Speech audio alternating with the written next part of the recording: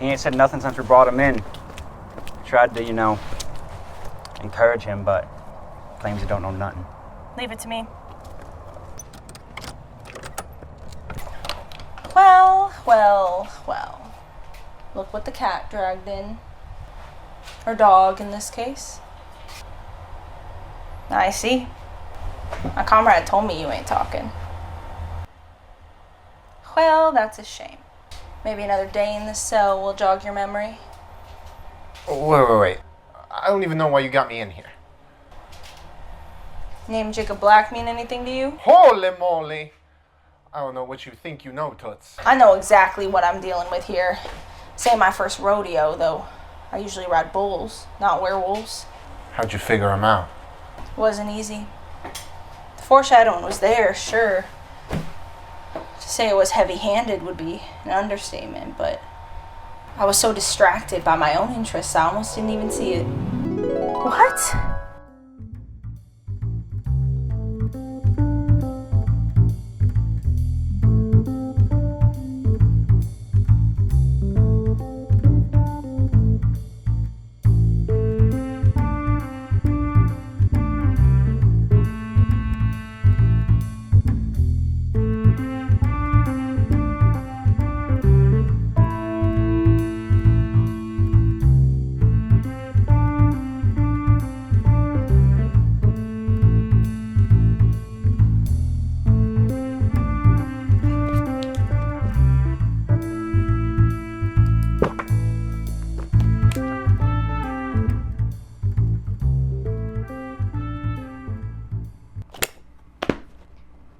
How does he get hard? How does he get hard? It doesn't make any sense. It doesn't make sense. If you have not read this book, Edward gets Bella preggers. She gets preganin, and honestly, my issue is not with the fact that he got her pregnant as much as it's with the fact that they are able to have sex. Now, Stephanie Meyer in the Illustrated Guide at one point explains that it's because it's a fantasy. It's a fantasy novel, and so people are thinking about it too hard, and his ability to have sex, his ability to get her pregnant, whatever, it's a made-up world. Vampires are made up and they're not real. So she's basically like, don't think too hard about it. That's not how it works. Stephanie, you made these rules. You have to stick to them. The vampires are unchanging. It's mentioned so many times that they're essentially frozen in stone. They don't have blood. I guess I usually go over the plot of these books and I usually talk about theme and references, but guys, she gave me nothing to work with. The other 3 books in this series at least had themes and references. This one's pure plot, baby. There's no themes, there's no references. There's not even chapters in the middle section. Like, there are chapters, but there's not a table of contents, I should say. And that was kind of weird, because there is a table of contents for the first section and the third section. But the middle section that's from Jacob's perspective just does not have a table of contents. My only rationalization is that the titles of those chapters were kind of funny. So maybe she didn't want to, like, spoil what the title of the chapter was by putting it in a table of contents, but still, you could have just put the chapter numbers. You didn't want to put what the titles of the chapters were. And then I still at least could reference the chapters easier. There's just a lot about this book that doesn't make any sense, but I suppose I should kind of go over the plot of this first section. So Bella and Edward get married. Really nothing else about that part matters that much. They go off on their honeymoon and they have a romantic evening the first night they're there, if you know what I'm saying. But Edward is horrified because he bruises Bella a lot. And he's like, I was so close to hurting you, we're never doing that again. And then a few weeks go by of them on the island, and eventually Bella wears him down. This is not great behavior. Do not do this. Do not pressure your partner into doing things with you that they aren't comfortable with, especially sexually.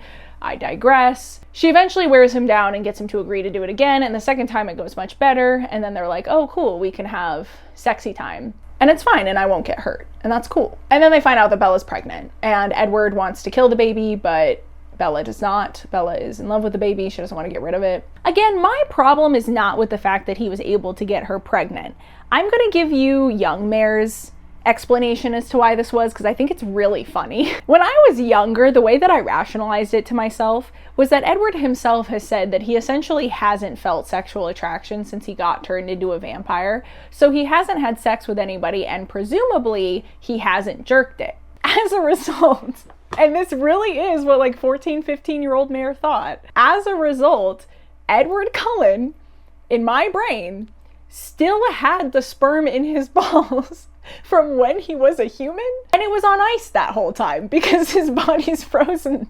It's really cold. It's a really cold temperature. So because of that, the first few times they had sex, when he still had sperm in his balls that had genetic material from when he was human, were then able to impregnate Bella. But of course that sperm had been vampired a little bit, and so that's how they ended up with the half-vampire hybrid. So that was high school Meredith's understanding and explanation as to why he was able to get her pregnant. Now, Stephenie Meyer explains in the illustrated guide, or maybe not in the actual illustrated guide, maybe I read this on the internet somewhere. I'm not citing sources here, you guys. I don't think this video deserves that. Somewhere I saw that Stephenie Meyer said that even though the vampires don't have blood, they have other fluids in their body, such as like eye juice and saliva and things like that. And so sperm is one of those fluids. The vampires still have sperm, even though they don't have blood. And this is what allows them to pass on genetic material. Now, I can accept this explanation. However, if he doesn't have blood, how does he get hard? Because if you're not familiar with the penile anatomy, that is how it goes down. It's a little bit of like a blood rushing to the area situation. So if you don't have blood,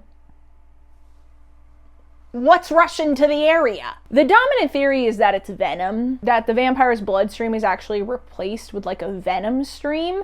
I don't think this makes any sense personally. Allow me to present to you a different explanation, one I found nowhere on the internet, but it's the only thing that I can think of that makes sense within the bounds of the rules of this world. Guys, okay, in theory, hold on, stay with me. What if they're just strong enough to just like clench it?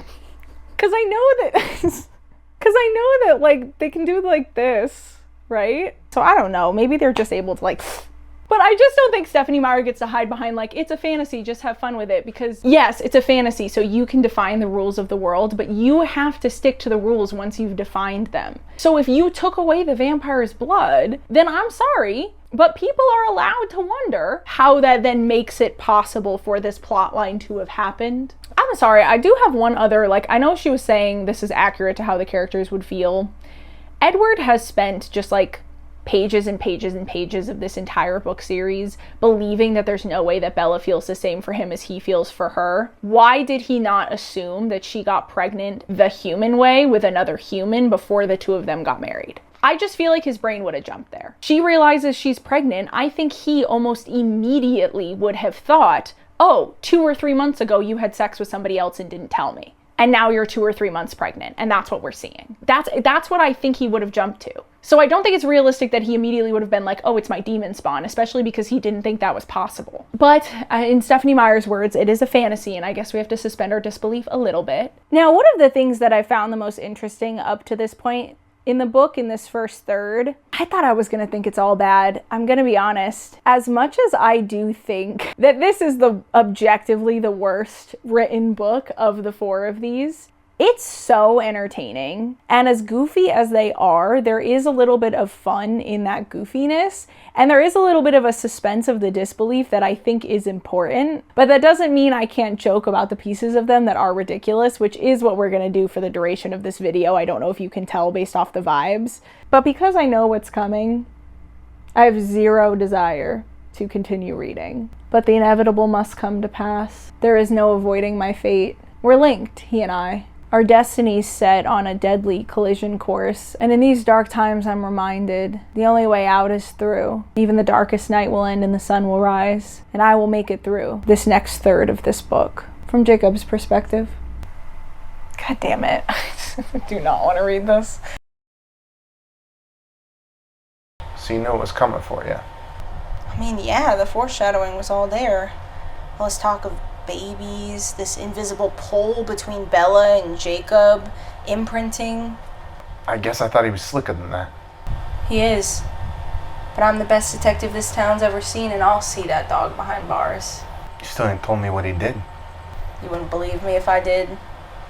Well, well, well. Look who's come to hear me talk about the fucking freak. Pikachu's ashamed of us all. I should get this out of the shot. We don't need to associate you with this. If you don't know what I'm talking about, sign out of this video right now. Sometimes it pays to stay ignorant, and this is one of those times. But if you are uninitiated and you insist upon bringing this torture down on yourself, This is the fucking freak I'm talking about. Look at the freak. Look at the freak. Look at her. Guys, I'm watching this clip back. I feel so bad for the actress that plays Renesmee. I just want to be clear. The freak I'm talking about is the character Renesmee, and I will break down exactly why if you don't know. I am sure the actress who played her is a lovely person. I bought this copy with the freak on it at Half Price Books the other day because how could I not when I'm literally in the middle of filming a video about this book when I was at Half Price Books? And I mean, just look at her. In part 2 of this novel, Bella and Edward return to Forks, where they discover that Bella is indeed pregnant with Edward's half-vampire demon spawn. Most of the Cullens really want Bella to not carry the child to term, we'll just say. But she refuses. She loves the child already, and she's convinced that the vampire venom will save her if the child kills her at any point during the gestation. I've done a take of that like 7 times, and I cannot say the word gestation. Oh, and there I just said it. Okay. So she refuses to get a vampire abortion. Now you might be thinking the Cullens could just overpower her. They are all vampires after all, and she is a human. Except she calls Rosalie and gets Rosalie on her side. Rosalie's deep dark dream has always been to be a mother, and so Rosalie immediately defends Bella. And the rest of the vampires realize that they'd have to fight, if not hurt, Rosalie in some way in order to get to Bella. Emmett will not allow this, so that means they would have to fight Emmett in order to get to Rosalie, and then they would have to fight Rosalie in order to get to Bella. And this is why the rest of the Cullen group is forced to begrudgingly accept that Bella will be carrying this child to term. Now, none of this is shown to us through Bella's perspective. You might be wondering, if not Bella's, then whose? Who other? Then Jacob Black. Now, there are many reasons why Stephenie Meyer gives us his perspective, and none of them are good. I'll defend her on one thing and one thing only. In this whole entire book, I'll defend her on one thing and one thing only. And that's that it is really actually very fun to read what it's like to interact with Edward when he can read your mind. Because we've only ever seen Edward through Bella's eyes, and Edward cannot read Bella's mind. So their conversations are very normal, the way we would expect any other conversations to happen. But from Jacob's perspective, we see him interact with Edward a lot, where Edward is responding to Jacob's thoughts as opposed to his words that he says out loud. I enjoy this a lot. It's probably the only piece of this section that I actively enjoyed. Beyond the nostalgia and the entertainment value of it, I've already established that I have found this reread to be very entertaining thus far. Even if I'm not a fan of some of the artistic choices that she's made here, I am finding this reread to be very entertaining. But the most entertaining part about this section for me by far was to see what it is like to interact with Edward when he can read your mind. So I will give her kudos for that because that was very fun. Now, Jacob and Edward are in agreement and are kind of on this begrudging team in this section where both of them are absolutely terrified that this baby is going to kill Bella. They think of it as demon spawn. They have no idea what it's going to end up becoming, and they don't understand why she's so protective of them. So this section's from Jacob's perspective, and at the beginning of it, he's essentially waiting to hear confirmation that Bella has been transformed into a vampire. Eventually, they hear that the Cullens have come back and that Bella is claiming a sickness that she picked up on their travels, and that's why she can't see Charlie because it's super contagious or whatever. So Jacob hears that this is the story that Charlie has been told, and they consider this to be confirmation that Bella has been transformed into a vampire. Sam, who is the alpha of the Quileute pack, ends up deciding that Bella has made the informed choice to become a vampire, and so even though this technically violates the treaty, the wolves are not going to be moving on the Cullens. He considers this a consensual transform into a vampire, and so they are not going to make a fuss out of it, essentially. This pisses Jacob off, and he essentially decides to commit suicide by going to attack the Cullens by himself. But when he gets there, he finds out that Bella is not, in fact, a vampire. She is pregnant with a half-vampire baby. And it's growing very fast and it makes no sense, and that's why they can't tell Charlie about it. Because if he walks in and she's all of a sudden 6 months pregnant, that's confusing. As I've already mentioned, Jacob is then immediately in the camp of, oh my god, get rid of that thing. He and Edward are in agreement on this, and this is how we find out about all the stuff I told you about, where Rosalie is protecting Bella and Emmett is protecting Rosalie, and that is why they cannot force Bella to get an abortion. A vamp-abortion? Anyway, so Jacob's heartbroken, Edward's heartbroken, and like I said, we get a lot of fun, almost like bonding between the two of them as men. Jacob returns back to the Quileute pack to tell them what has happened. And Sam immediately changes his mind and is like, we're actually going to move on the Cullens right now, surprise them, and destroy them and kill Bella and this demon spawn, because we have no idea if it's going to be a threat to the humans and we should just get rid of it. Jacob understands that this means they would be killing Bella and cannot jive with that. Sam attempts to deploy a kind of alpha command.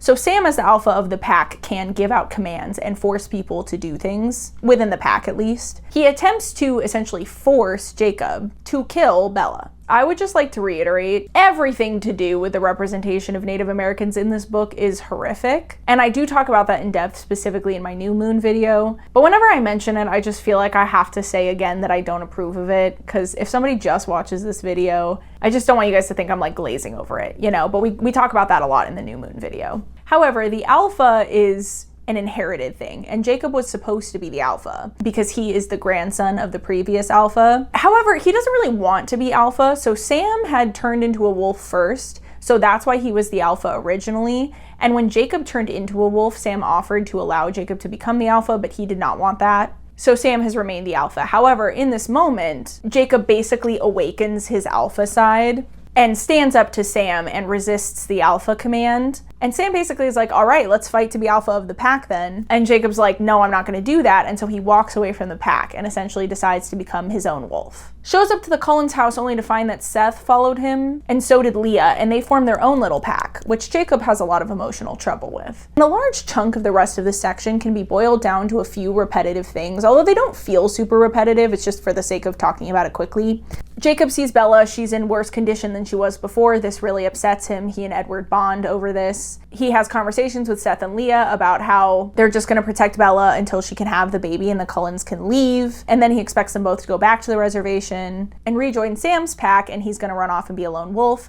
Leah begs him not to force her to do that. So Jacob at some point begrudgingly agrees to allow Leah to stay in his pack after this is all resolved. And we inch closer and closer to Bella's due date. Now, as we get close to Bella's due date, Edward actually becomes able to hear the thoughts of the baby and instantly is on the side of, oh, we need to save this baby, and Jacob feels very betrayed by this. And then there's an incredibly dramatic birth scene in which Bella essentially is killed by this baby, but they're able to get the vampire venom into her and get her heart pumping enough that the venom starts moving through her body, and it does end up saving her life and starting the transition of her becoming a vampire. Pause.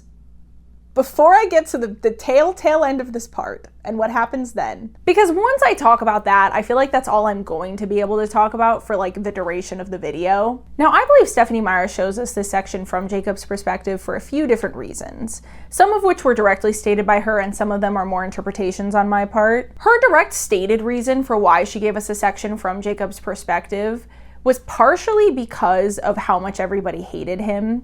She says in the illustrated guide that she was convinced that if people could see the world through Jacob's eyes, that they would understand why his behavior was the way that it was, and there wouldn't be so much hatred towards him. No, I don't have that much more to say about that. I can't say it helped. I still kind of hate him, not gonna lie. My other more interpreted reason is just that this section would have been boring from Bella's perspective. So if we looked at it from her perspective, this entire book would have just been her sitting on the couch. We also get a ton of foreshadowing about this weird pull that Jacob feels to Bella. We've heard him tell Bella over the years that he doesn't really understand why he can't stay away from her, and that he knows that she's bad for him, he knows that she hurts him, but for some reason he's drawn to her and he can't stay away from her. Through the duration of her pregnancy, this feeling gets stronger and stronger, and he's just convinced it's because she's going to die, and so he wants to spend as much time with her as he can before she does. Then, Renesmee is born. Jacob lays his eyes on her, and he imprints on the fucking baby. Now, if you don't remember from my previous videos and you've never read these books, imprinting is something that dogs and wolves do. It's essentially love at first sight, although in the book it's very clearly described as just this draw to the person that's not necessarily romantic, but your entire life essentially becomes about protecting them and making sure that they're happy and their well-being and all of that.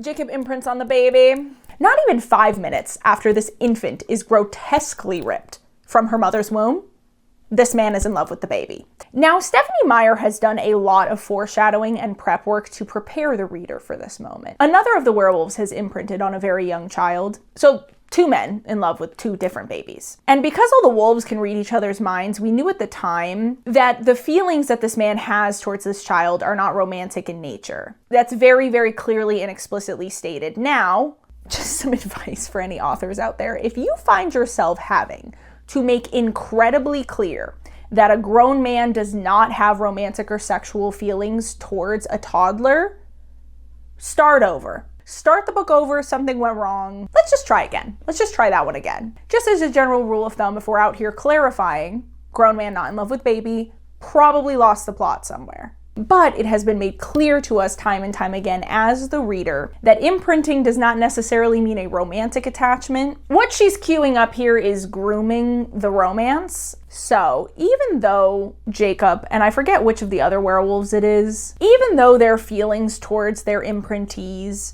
are not necessarily romantic or sexual in nature at this point in time, essentially raising them as another parent and then becoming their romantic partner when they are of age is fucking weird. Even if they're not aging, even if they're still going to be physically the age that their partner is, it's fucking weird. You changed your partner's diapers. And to be fair, Stephanie Meyer has talked at length about how she's a huge fan of Jane Austen. Jane Austen has a novel called Emma, in which Emma is 16 years younger than her romantic love interest in the novel, which I've read like half of Emma. I didn't finish it, admittedly. In fact, I think it's down there. Whatever. I'm not gonna grab it. You can forget very conveniently that there is such a big age difference between the 2 main characters, but there is a point in the book where the guy, the love interest, I forget what his name is, actually says, "I remember when you were born because I was 16 years old when you were born." Like the line mentions the fact that he was 16 when she was a baby. Okay. No. Sorry, no. If you knew your partner when they were a baby, what? And so in a way, like, what those 2 characters went through, I don't remember what his name is, I'm sorry, but him and Emma, it's actually kind of similar. Like Jacob's around 17, I think, at this point. So he's 17 when Renesmee is born. So if she loves Jane Austen and she read Emma, maybe that's where she got some of the inspiration for this. I don't know, you guys. Not the best. Up to now, not the best. And unfortunately, Jacob having imprinted on Renesmee is not a plot point that's going to go away anytime soon. If my memory serves, this is a pretty consistent thing through the rest of the novel. So, not looking forward to that. But for you guys, I'll continue. But who knows? Maybe Stephanie Meyer realizes as she's writing this next section that this is disgusting and he unimprints from the baby. Who knows? Could happen. Could happen. We can only hope. We can only dream. With the baby? Saw it with my own 2 eyes. Ah, rascal. I knew he was shape-shifting, but I didn't know nothing about that. Relax. Help me catch him and you're off the hook. What do you need from me? He's got a lot of powerful friends. Alliances, you know what I mean? If I'm gonna catch him, I need a distraction. It did not get better. So Bella wakes up a new vampire and she's all excited and they convince her she shouldn't see Renesmee until she hunts. And as she's hunting, she's like figuring out all of her new vampire powers, how her body works. And when her and Edward are out hunting animals, she catches the scent of humans, almost kills them, but somehow has the self-control to stop and hold her breath and run away. We will see this as a constant theme for Bella as a new vampire. She has an incredible amount of control, more so than any of the other vampires were expecting her to. They thought they'd have to keep her isolated completely away from humans for multiple years, finding out instead that she seems to be born-again vampire with just this magical self-control that nobody can explain. But anyway, she sucks a mountain lion dry. That sounded weird. She drank its blood. Okay, get your mind out of the gutter. They go home, and all of a sudden, Jacob is standing outside the Cullen house like, whoa, Bella. Let's make sure you cannot eat me before we put you in front of Renesmee. Bella's super confused at Jacob's protectiveness over Renesmee because her understanding and memory is that Jacob hates this demon spawn, but it all goes fine. She meets Renesmee. She's holding her lovely daughter. Renesmee can touch people's faces and basically put images into their head of what she's seeing in her head. And someone remarks that it's kind of the opposite of what Edward does. Edward can read everybody's minds. Renesmee can tell everybody what's in her mind, but she does have to touch them. But at some point, Miss Bella realizes, just by looking at the way that Jacob's looking at Renesmee, it occurs to her that Jacob might have imprinted on her baby. In my opinion, the only person who reacts to this properly. She's so mad. Although in her mind, part of the reason why she's mad is because she hasn't even really gotten to spend that much time with her daughter, or really any time with her at all. And so the idea that Jacob thinks that he has some like bizarre wolfish claim over her, according to Bella, is what pisses her off. Not that he's in love with her infant child as a, well, maybe not grown adult man. I mean, he's 17, but still, that's quite the age gap. Technically, he's also a minor, but come on. It's not really that pisses Bella off. It's more like, why do you think you have a claim over her? I am her mother. So that was kind of weird. Edward makes it clear he's also super unhappy with this version of events, but Jacob somehow avoids being ripped limb from limb by Bella. And then we proceed to have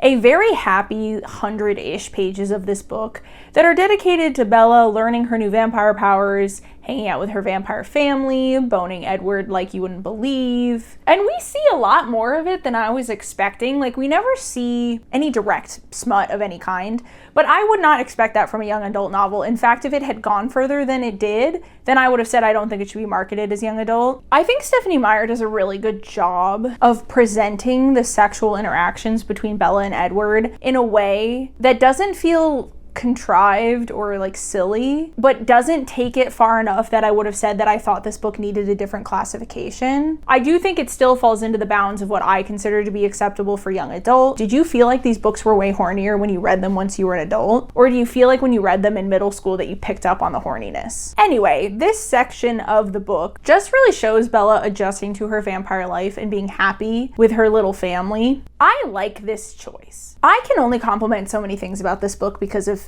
you know, the pedophilia, the falling in love with a baby thing. It's just a little far. What I will commend Stephenie Meyer for is that I think it was really smart to have this kind of slice of life section in this part of the book. She could have done it as an epilogue after all the craziness happens at the end, but I think it works better here because once conflict is resolved, it can be hard to feel that drive and that motivation to keep reading. Now, a lot of people love Edward and Bella very much, and I'm sure they would have loved a slice of life epilogue, but I don't know if you guys feel this way. When I read romance novels that do that, where they have an epilogue afterwards, where they show the couple once they're like a firmly established couple many years later, that it just doesn't feel the same as when they have happy moments in the middle of the book. I don't care about it as much. It's fun to read, but it doesn't affect me as deeply, I guess. So I think putting the slice of life before the chaos comes in that leads to the climax at the end was a really smart decision on Stephenie Meyer's part, and it made me enjoy this section, I think, a lot more than I would have if it just was an epilogue showing them be happy. And I did really enjoy reading about their little family. Now, I've hinted many a time at there being kind of chaos at the end. Where do I even, okay. You might be thinking, Meredith, you have not mentioned anything else beyond just the Bella getting pregnant thing, and then, you know, Jacob imprinting on the baby. Yeah, that's because Stephenie Meyer doesn't really foreshadow it. I mean, she does a little bit, but it's so on the nose. She hits you with a hammer right at the beginning of the book, basically explicitly tells you what's gonna happen, and then doesn't mention it again for like 400 pages. So at the beginning of the book, we are informed of the existence of these beings called immortal children, and they were essentially children turned into vampires. This was a trend back, I don't remember how many years ago, and I'm not gonna go back in the book and check. It doesn't matter. At some point in history, there was this trend where the vampires were making immortal children, so they would turn children into vampires.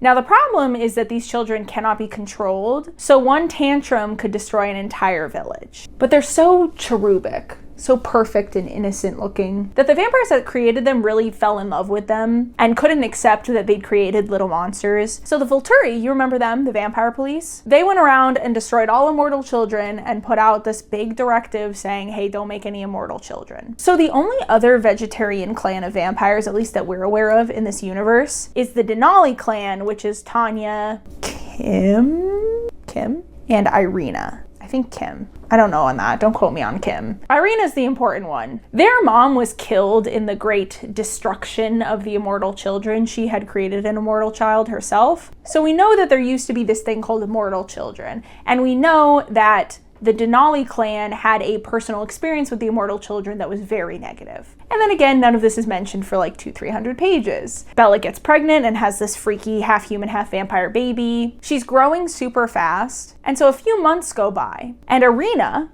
of the Denali clan is due for a visit. And from a distance, she sees Bella standing with a small humanoid figure that jumps like 10 feet in the air or something while Irina is watching. So obviously she assumes this is an immortal child, although the reader doesn't technically find this out until later. She goes to the Volturi and tells them, this is a big enough transgression that the Volturi would have come and wiped the Cullens out anyway. However, it has been referenced throughout the series that Arrow, who's the leader of the Volturi, desperately wants Alice in his ranks. They don't have someone who can see the future. And so he wants to basically take Alice into their ranks when they come and wipe out the Cullens. For some reason, I assume just so that it's super dramatic, they end up deciding to come with everybody. So literally the entire Volturi, including the wives of two of the leaders, travel all the way from Italy to Forks, Washington, to have a dramatic standoff with the Cullens, where the Cullens basically know while they're coming that their intention is to just wipe out the Cullens. And their goal is just to stop the Volturi long enough to get them to realize that Renesmee is not an actual immortal child, that she is half human,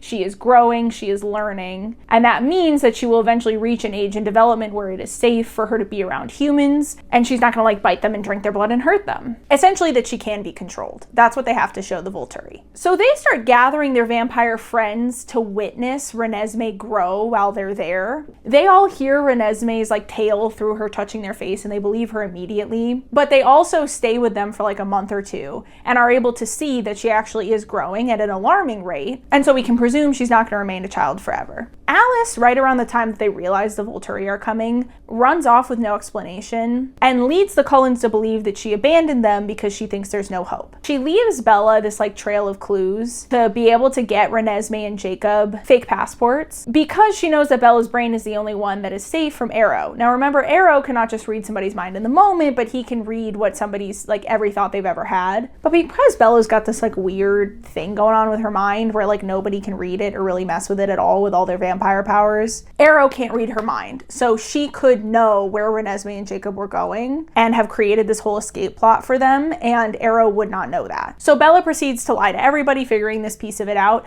She also is working on seeing if she can expand her mind shield out to protect people around her. After they realize that that actually is what her supernatural power is she able to like shield other people, you know? Finally, the time comes for the final showdown. And here's the thing. I was expecting to dislike this scene the most of any of them in the book. There's no actual fight scene here. The whole scene is just a giant conversation. So it's all this buildup, but there's no actual combat. So I was expecting the scene itself to be a little bit lackluster, but there was a lot of tension. I actually felt like it was a very good climax, despite the fact that we didn't really get any fighting. It was fun to watch the mind games between the two sets of vampires and to watch Arrow and Caius try and figure out how to make an argument for why they should destroy the Cullens. And eventually it turns out to be Bella's shield, which she is able to expand and cover everyone. That is why they end up backing away, because they haven't fought a fair fight in a very long time. Typically people are very incapacitated when the Volturi attack them, either by Jane, who can cause a single person to experience intense pain, or by this other guy that we had just met, who can blind a big group of people at once. But because Bella's got her mind shield up around everyone, they can't do that. And so it would be an actually fair fight because they'd be fighting vampires that can see and hear and touch them. And that is eventually what makes the Volturi back down. But still, it seems like the Volturi are maybe going to try and do it anyway, until Alice reappears. And Alice basically skips up with another half-human, half-vampire freak that's fully grown and is like, yep, he grew to adulthood, and then as soon as he reached full-grown adulthood, he became immortal, and he's been alive for like 200 years, and we know for a fact that he doesn't grow to become a danger. And Arrow's like, well, I guess that took away our last excuse to kill you guys, so I suppose we have to back away. But this is also happy news for the Cullens because they weren't sure if Renesmee was just going to keep developing at this accelerated rate and die really early. So it's all around great news because Renesmee is going to be able to be immortal with them forever, and they don't get murdered by the Volturi. Yay! Then we get a tiny bit more of slice of life, and I only mention this ending because there is a line from Edward that's so interesting, and it leads me to wonder if Stephenie Meyer were to ever do a Jacob and Renesmee book, what would that book actually look like? they're all sitting around the table, and the other half vampire, half human hybrid is sitting right there. And Bella has the thought where she's like, he has to have realized that Renesmee is the only other of his kind that we know of that isn't one of his sisters, because he has multiple sisters, all from the same father. So Bella has the thought that this guy must have realized that this is the only other of his species in the entire world that he is not related to. And that might mean that he has interest in her as a romantic partner when she grows older. As they are returning back to their little cottage, because they have a cottage outside the Cullen house, I don't think I mentioned that, Edward mentions to Bella that, he can read Jacob's mind, and he's like, it's weird. That thought hasn't crossed Jacob's mind at all. Like, he really doesn't think of Renesmee romantically at all. He is not looking forward to her getting older. He genuinely just wants her to be happy. I would like to reiterate, if you have to go out of your way to explicitly clarify that a grown adult man is not romantically in love with a baby, throw the manuscript away. Throw it away, start over. How did she get here? How did she get to the point where she is putting so many explicit lines in the book that this grown adult man does not want to fuck this baby without being like, hey, you know what? This isn't the direction to take this narrative. But according to her, she just sticks true to what the characters actually would have done. And all of this is somehow supposed to make us like and understand Jacob better. What was she thinking? I don't get it. This was the portion of the video where I was planning on doing my best to figure out if there is any way that she could ever write a love story between Jacob and Renesmee that was not just grooming the novel. And I had figured out a pretty good theory, and I'm going to tell it to you anyway, even though I realized something towards the end of this book that might make some of you upset. The only, and I mean only way, that I think she could ever come out with a Jacob and Renesmee love story is if Jacob leaves. Jacob has to leave. Jacob has to go. Jacob has to go be a wolf in the woods until Renesmee is not just full grown, but I think canonically she has to actually live enough years that she would have been considered an adult in human years as well. Because according to the book series, she's going to be full grown at 7 years old, but that really calls into question what it means to be an adult. Because she'll have the maturity of an adult, but she'll only have been alive for 7 years. So if she actually said her age out loud at any point, she might say she's like 9 years old. And I just think that's a recipe for disaster. Imagine writing a scene where he's like, how old are you again? And she's like, I'm 10. But we're supposed to visualize her as like a fully grown, fully developed adult. Like, I just don't think that works. So I think Jacob has to go in the woods for like 17 years or whatever until she's actually 17, same age as him, because he's unchanging because he's in his wolf form. Well, it's not that he's unchanging because he's in his wolf form, but while they transition into wolves, they don't age. So they have to go enough time without transitioning into a wolf in order to age. Anyway, I think Jacob has to realize that if he sticks around, he's gonna groom Renesmee. Like, I think he has to realize that that would happen and that that's bad. And so he has to leave. And he has to go for like 20 years. And in his mind, he's just gonna live as a wolf out until the end of his days. And trust that Bella and Edward can keep Renesmee safe.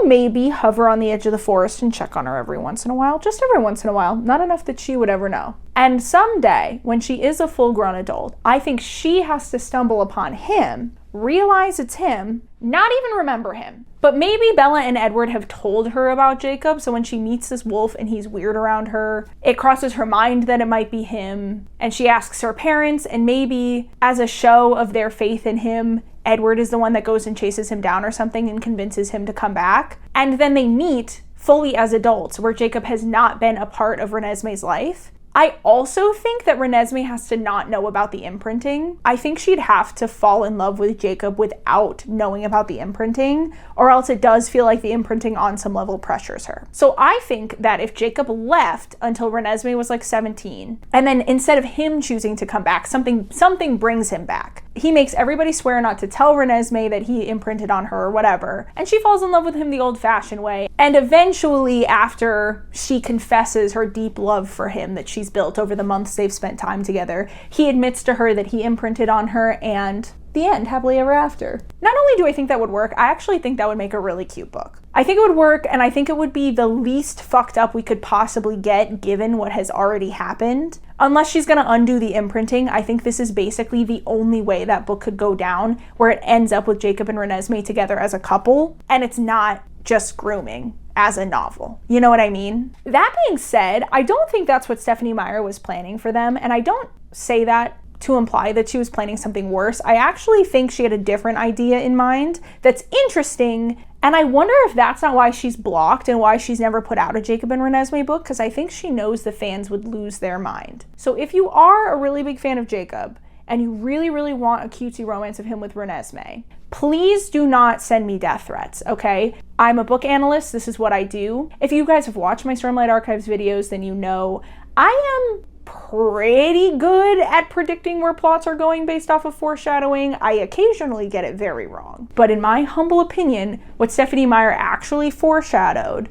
as being what was going to happen if she ever wrote a book about Renesmee and her love story is that Jacob ends up with Leah and Renesmee ends up with the other half-vampire hybrid. In order to understand why we think this is, I think we actually have to go back to Eclipse. There was a point in Eclipse where Bella and Jacob have a conversation about what would happen if an imprinting didn't result in a romantic relationship. And Jacob's response was essentially, well, that would probably destroy the person who did the imprinting, but of course what they want is for the other person to be happy, so they would allow it. However, and I mentioned this earlier, it's hard to resist that kind of love and adoration, and so it usually does end up in a romantic pairing. But we already have some kind of like hinting out there about like what if there was an imprinting that didn't end up in a romantic relationship. Then, throughout the duration of Breaking Dawn, Stephenie Meyer is very heavily planting Leah as a romantic love interest for Jacob.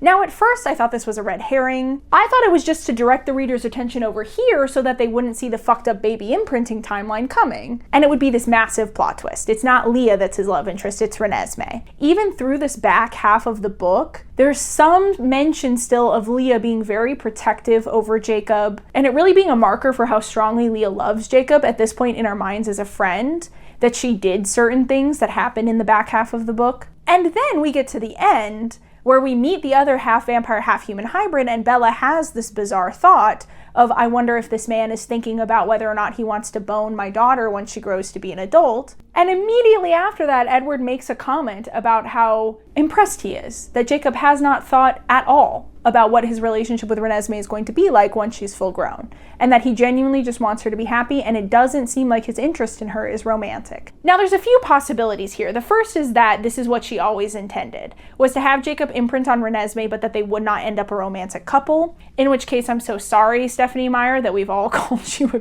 pedophile supporter for so many years. So it's possible that this was her intent all along. However, my more likely theory about this is that that was not her intent. Eclipse very much frames this imprinting as romantic. So what I think actually happened is that Stephenie Meyer fully intended to put Jacob and Renesmee into a romantic couple. And then Eclipse came out and everybody was like, what in the fuck is this? No, that's grooming. And Stephenie Meyer was like, oh my God, I didn't even think about that. That is grooming. And so she planted this foreshadowing with Leah and Nahul, I think his name is, Nahuel? I don't know quite how to say it. That she planted this foreshadowing and essentially gave herself an out so that if she ever decided to write a Jacob and Renesmee love story, that maybe it's not actually a love story between Jacob and Renesmee, she left herself this potential path that doesn't involve Jacob and Renesmee ending up in a romantic couple. And that gives her either path, because if she made them a romantic couple, nobody would bat an eye. Nobody would go back and read this and be like, wait a minute, it seems like she kind of foreshadowed these other things. They'd just be like, yeah, okay, he imprinted. But because she foreshadowed these other things, if she headed that direction instead, then you can go back and find the basis for that in the original 4 books. I think the reason she hasn't headed that direction after all these years is because both of those options kind of trap her. She either writes the Jacob and Renesmee love story and everybody calls her a groomer, or she writes the story the other way and she pisses off all the fans that low-key want to read a Jacob and Renesmee love story. And so she just hasn't done it, and she's been writing around it and doing a bunch of other things. Now, again, a few years ago, she said that she wants to write 2 more books in the Twilight series around the time that Midnight Sun came out. So if that's true, eventually we will see another Twilight book. It's probably fairly safe to assume that at least one of those 2 books will be about Renesmee and her life. And who knows what she's going to end up doing if she decides to do that. But Mrs. Meyer, if you're watching this, please feel free to steal my idea, because I would love to read that book written by you. I do think you write incredibly entertaining novels, as harsh as I've been about this one. And if you want to steal that idea and write it, it's totally fine. I'll even help you edit it. Hit me up, girl. I live in Scottsdale too. We might be neighbors. And that's the end of Breaking Dawn. I suppose this resolution doesn't lend itself very well to the bit I've been doing through this whole video with like the noir thing. Forgive me breaking the fourth wall here a little bit, but this is all hypothetical, this is all in theory. All we know upon finishing this book is that the Cullens are a happy family once again, and Jacob has imprinted on Renesmee and presumably is going to be in her life for as long as they both shall live. And if that should be romantic in nature, that makes him a criminal. And there's only one hero brave enough to stop him. Me. Bella Loca! Bella Loca! Bella Loca!